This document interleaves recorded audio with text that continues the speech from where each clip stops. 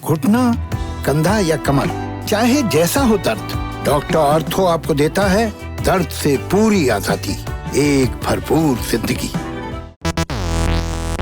3 जनवरी को डीसीजीआई यानी drug controller general of India ने कोविड-19 की 2 वैक्सीन के भारत में इमरजेंसी इस्तेमाल की इजाजत दी। उसके बाद से ही बयानबाजी का सिलसिला चालू है। कांग्रेस के कुछ नेताओं ने वैक्सीन को जल्दबाजी में मंजूरी पर सवाल खड़े किए, तो समाजवादी पार्टी के अध्यक्ष अखिलेश यादव ने इसे बीजेपी की वैक्सीन बताते हुए लगवाने से ही इनकार कर दिया। लेकिन उनके साथ कभी महागठबंधन का हिस्सा रही बसपा सुप्रीमो मायावती ने अलग ही लाइन ली है। अब अखिलेश ने अपने बयान पर बवाल के बाद सफाई दी है।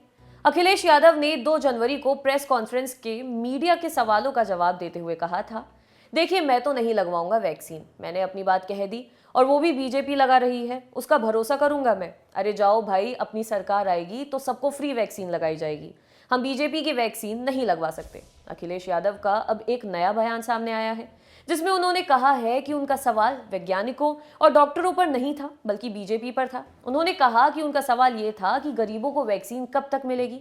उन्होंने ये भी कहा कि उनके बयान को पूरा नहीं दिखाया गया है। यूपी के मिर्जापुर में समाजवादी पार्टी के एमएलसी आशुतोष सिन्हा ने मीडिया से बात करते हुए कहा था, अगर आदरणीय अखिलेश यादव जी ने इस बात को कहा है तो जरूर इसमें गंभीरता होगी। इस सरकार के तंत्र पर भरोसा नहीं किया जा सकता है। अगर वो यानी अखिलेश यादव नहीं लगवा रहे हैं तो उस वैक्सीन में ऐसी चीजें होंगी कि नुकसान हो जाए।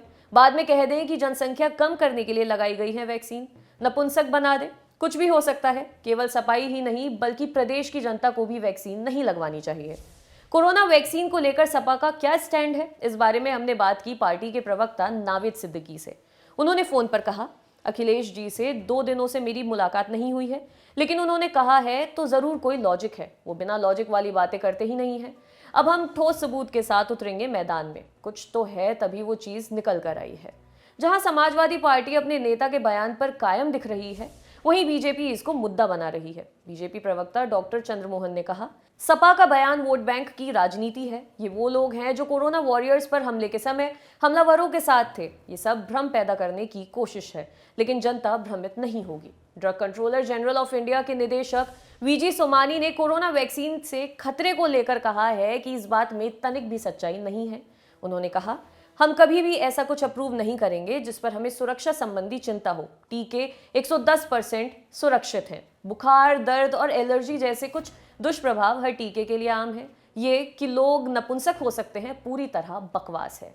बीजेपी की वैक्सीन वाले बयान पर विवाद के बाद अखिलेश यादव ने सोमवार को सफाई दी। उन्होंने कहा कि मेरा सवाल वैज्ञानिकों पर नहीं है, डॉक्टरों पर नहीं है, पूरा बयान दिखाइए मेरा सवाल बीजेपी पर है। गरीबों को वैक्सीन कब तक मिलेगी और मिलेगी तो फ्री मिलेगी या नहीं, ये बड़ा सवाल है। बीजेपी पर मेरा भरोसा नहीं है।